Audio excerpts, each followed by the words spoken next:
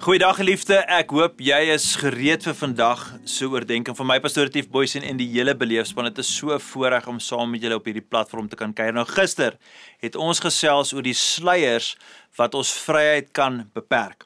Vandag wil ek jou herinner dat die Heilige Gees nie net 'n idee of 'n konsep is nie, hy is 'n persoon en hy is die een wat ons lei in ware vryheid. Wanneer Paulus sê, waar die Gees van die Here is, heers daar vryheid, dis in 2 Korintiërs 3 vers 17, wys hy vir ons dat ware vryheid nie net 'n eenmalige ervaring is nie, maar 'n leefwyse onder die leiding van die Heilige Gees. Dink net aan 'n gevangene, iemand wat in die tronk sit, né? Nou gaan sy tronkdeure oop, hy sien dit oopgaan. Hy's vry.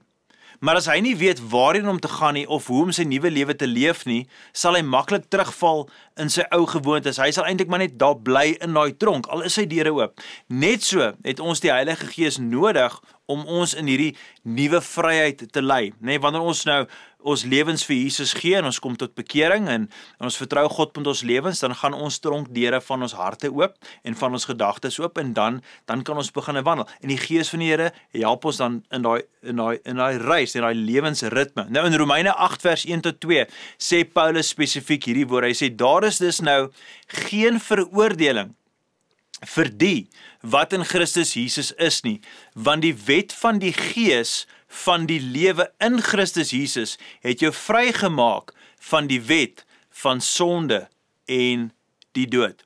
Jy sien, die Heilige Gees wys ons en leer ons verskeie dinge. Byvoorbeeld, onder andere, hy wys ons die waarheid van wie Christus is en God se hart vir ons, en dan breek hy leuns in ons gedagtes, né? Hy help ons om oorwinning te behaal oor sonde. En hy herinner ons dat ons is kinders van God in ons identiteit, God se nageslag, en dat ons vryheid nie verdien moet word nie, dis reeds gegee in Christus Jesus. Maar geliefde, ek en jy, ons het nou 'n keuse, né? Ons moet toelaat dat die Gees van die Here ons lei. Of besluit ek en jy om selfbeheer te hou, om self te besluit, ek is in beheer, ek doen dinge my manier, of gaan ek en jy leer om werklik die Heilige Gees te vertrou met alles in ons lewens. So, prakties, wat kan jy doen, hè? Waarop, ek wil graag hê met jou gedagtes wend na hierdie volgende idees en voorstelle. So, vertrou jy regtig die Heilige Gees om jou te lei, of probeer jy jou eie vryheid en jou eie vryheid uit jou eie krag uit te bewerkstellig? So watter areas van jou lewe het jy nog nie ten volle oorgegee aan die Here nie? Hoe kan ek en jy, meer bewus wees van God se teenwoordigheid deur sy Gees in ons daaglikse lewens? Wat jy kan doen is om 'n oomblik te neem en te vra vir die Heilige Gees om jou te lei en te wys waar jy nog vryheid nodig het. Gaan vat Romeine 8 vers 1 en 2, die skrif wat ek vir julle vroeër gelees het, en memoriseer dit, en laat daai waarheid van hierdie vers jou denke werklik verander.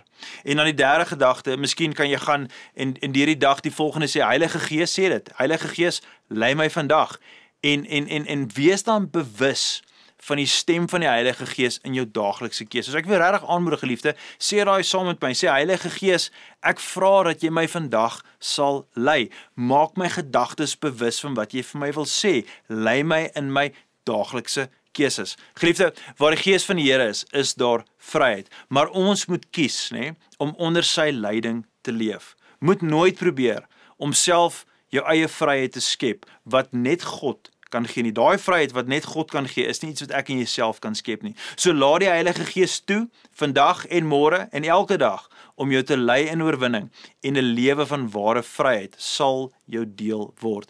Geliefde, ek hoop hierdie boodskap roer jou genoeg dat jy sal begin praat met die Heilige Gees en werklik sal vertrou dat God jou op hierdie wyse so wil toerus. Los vir ons 'n kommentaar nie vir ons nie, maar vir ons geloofsgemeenskap wat daagliks saam reis, saam bid, saam beleef, saam vertrou, dat ons vir mekaar kan aanspoor, mekaar kan motiveer en saam kan deel oor wat ons leer, nie net hierdie week het, maar elke dag so oordenkings. Geliefde, dit is so 'n voorreg om saam met julle hier te wees, maar vir nou, kom ons bid saam.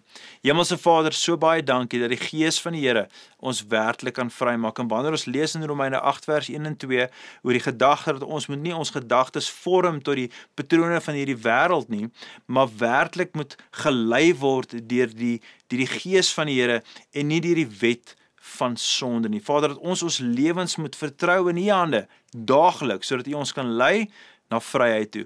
Dit is waar ons meeste vir U kan beteken. Ons lewe kry daar sin en betekenis, ons lewe voel beter daar, maar meer as dit, ons dra vrug daar, wat U verteenwoordig in hierdie wêreld, en soveel mense het nodig om Jesus te beleef. En daarom vra ons, Here, kom maak ons werklik vry. Laat ons wandel saam met U Gees in alles wat ons doen.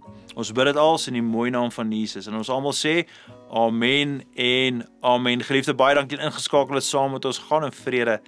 Totsiens.